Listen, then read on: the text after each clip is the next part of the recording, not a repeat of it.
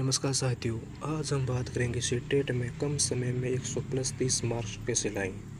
क्या सीटेट में पहली बार में 130 प्लस अंक लाना संभव है? हाँ, बिल्कुल संभव है। सीटेट में 150 प्रश्न होते हैं। यदि आप 130 प्लस अंक प्राप्त कर लेते हैं तो लगभग आप 85% से अधिक स्कोर कर रहे होते हैं, जो एक अच्छा स्कोर है। 130 प्लस स्कोर के लिए आपको टॉपर जैसे पढ़ाई की ज़रूरत नहीं, बल्कि एक स्मार्ट दिशा में स्मार्ट पढ़ाई करनी होती है। तो आइए वीडियो स्टार्ट करते हैं। 130 प्लस मार्क्स का ब्रेक डाउन कैसे करें, वो भी कम समय में। कैसे 130 प्लस मार्क्स कैसे अचीव करें। सीडीपी सबसे महत्वपूर्ण सब्जेक्ट आते हैं सीटेट में। सीडीपी जिसमें कुल 30 प्रश्न आते हैं। आप इसमें से अगर रोज़ाना 1 घंटे पढ़ते हो तो 25 प्लस आराम से कर सकती हो। दूसरा सब्जेक्ट आता है हमारा हिंदी, जिसमें 30 प्रश्न आते हैं। इसमें भी आप अच्छे से स्कोर 25 प्रश्न कर सकते हो। अगर रोज़ाना 1 घंटा इसको टाइम देते हो हिंदी को, तो आप अच्छा नंबर स्कोर कर सकते हो। दूसरा आता है हमारा सब्जेक्ट इंग्लिश या संस्कृत। इनमें से आप कुछ भी ले सकते हो। अगर आपको इजी लगता है संस्कृत तो ये लो, अगर इंग्लिश अच्छी लगती है तो इंग्लिश लो। ज़्यादातर लोग संस्कृत लेते हैं। अगर स्कोर लाना है तो संस्कृत इंग्लिश दोनों आपके लिए बेस्ट है। 30 में से आप अगर अच्छे से पढ़ते हो तो 20 प्लस इसमें भी मार्क्स लाया जा सकता है। थोड़ा सा ध्यान देने पर इसमें भी 20 प्लस आ सकती है आपकी। फिर आता है हमारा मैथ। अगर इसको आप रोज़ाना 1 घंटे कंटिन्यूस के साथ पढ़ लेती हो अच्छे से, तो 30 में से आप 25 प्लस मार्क्स कर लेते हो। क्योंकि मैथ बहुत ज़्यादा हार्ड नहीं आती, सिंपल 10 प्लस लेवल का आती है। 10वीं लेवल का स्तर की मैथ आती, ज़्यादा हार्ड नहीं आती। इसमें आप अच्छे से स्कोर कर लेती हो। अगली आती है हमारे ईवीएस पर्यावरण। L2 के लिए SSTL साइंस, यानी पेपर 2 के लिए SST सब्जेक्ट हो सकता है आपके साइंस, और लेवल 1 के लिए ईवीएस हो सकते हैं फर्स्ट पेपर के लिए। इसमें 30 प्रश्न आते हैं, जिसमें आप इसमें भी 20-25 प्लस आप अच्छे से स्कोर कर सकते हो। इस प्रकार आपका कुल लक्ष्य 130 से 136 के बीच में आपका मार्क्स आ जाता है। इस तरह आपके 85% सीटेट में बहुत अच्छा नंबर माना जाते हैं। आपको फर्स्ट स्टेप देखो क्या करना है। सबसे पहले सीटेट का सिलेबस 100% समझो। सबसे बड़े लोग क्या करते हैं, बिना सिलेबस पढ़े तैयारी शुरू कर देते हैं। पहले आपको सिलेबस पढ़ना है अपने। पहले ऑफिशियल सिलेबस को, यानी सीटेट की वेबसाइट पर सिलेबस को सही से देखो। 2-3 बार सिलेबस में आपको क्या दे रखा है उसको जानो।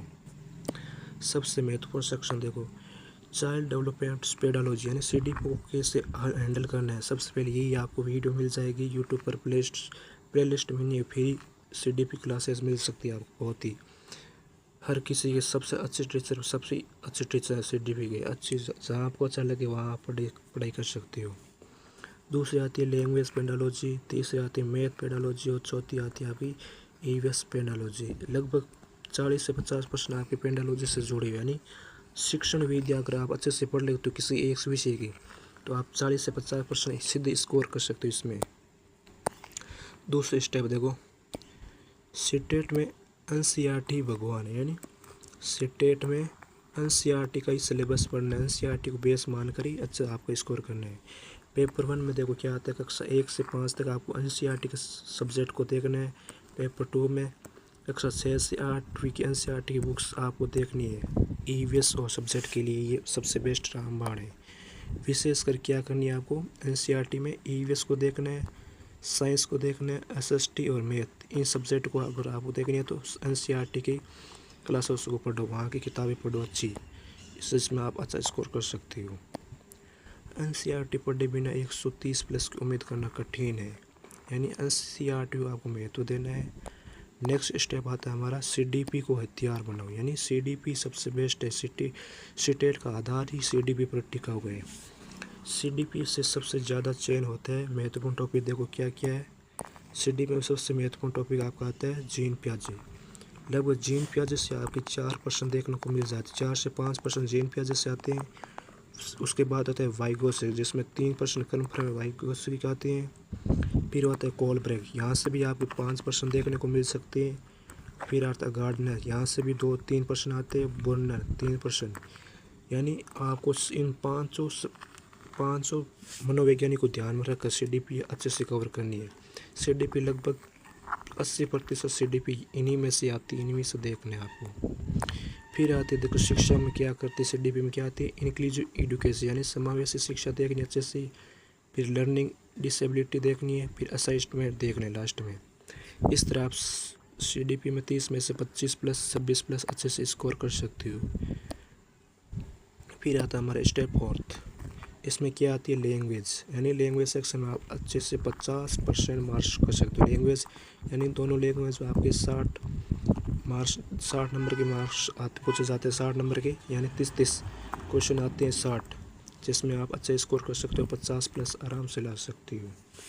पहले क्या आती है, देखो हिंदी जो कि सभी लेते हैं लैंग्वेज 1 या लैंग्वेज 2 में, हिंदी को सभी लेते हैं। इसमें सबसे बेस्ट है पर्यायवाची, विलोम, मुहावरे और गद्यांश। इन सब को पहले ध्यान में रख कर करना है, उसके बाद अन्य टॉपिक देखने हैं आपको। अब आती है इंग्लिश में क्या करनी है, आपको ग्रामर को अच्छे से देखना है, फिर आपको पैसेज भी देखना अच्छे से, फिर आके पेडालॉजी यानी शिक्षण विद्या को भी इंग्लिश में थोड़ी देखनी है आपको। इस तरह आप हिंदी में 26 प्लस कर सकते हो और इंग्लिश में 25 नहीं तो 20 तो आराम से स्कोर कर सकते हो। इस तरह कुल से 50 से लेकर 45 प्लस आप अच्छे से स्कोर कर सकते हो इसमें।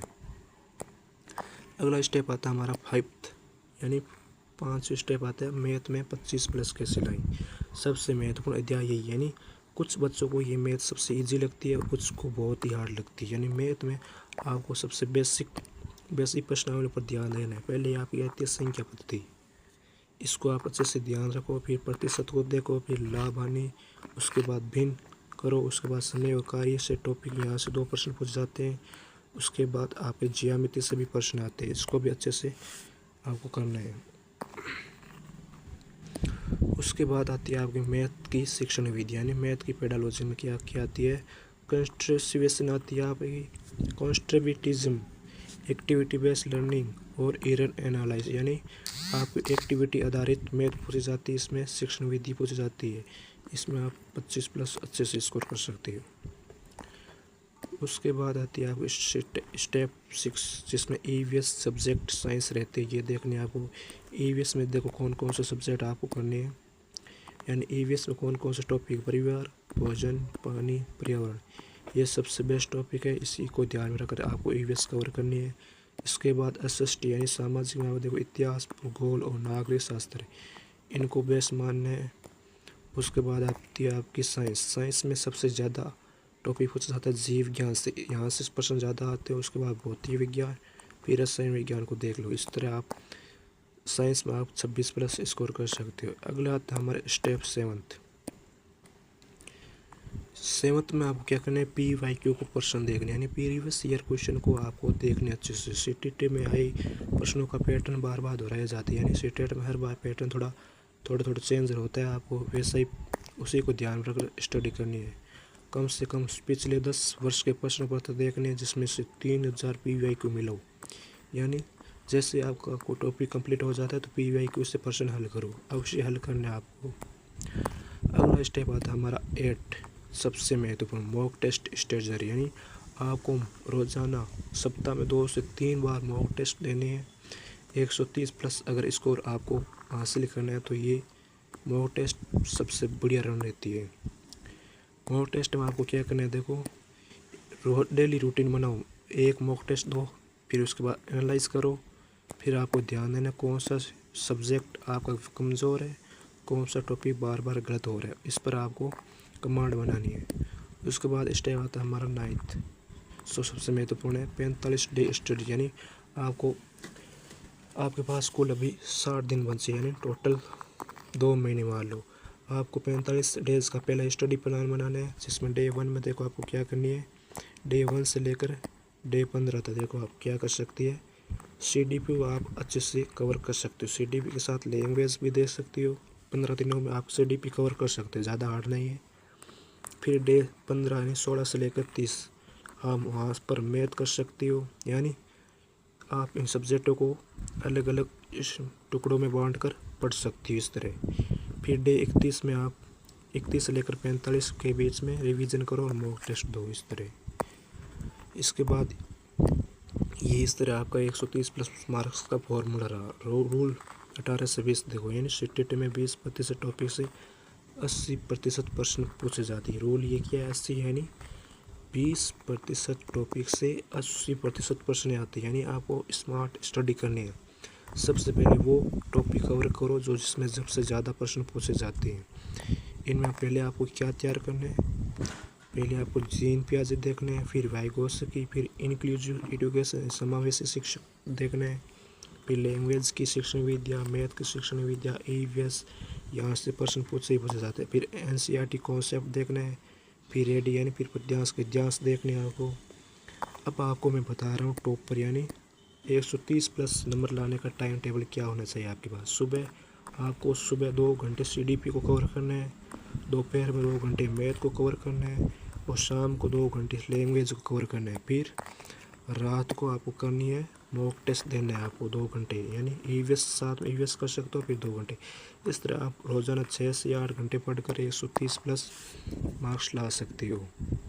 अगर वीडियो अच्छी लगी आपको तो वीडियो लाइक ज़रूर करें, चैनल को सब्सक्राइब ज़रूर करके जाइए। धन्यवाद।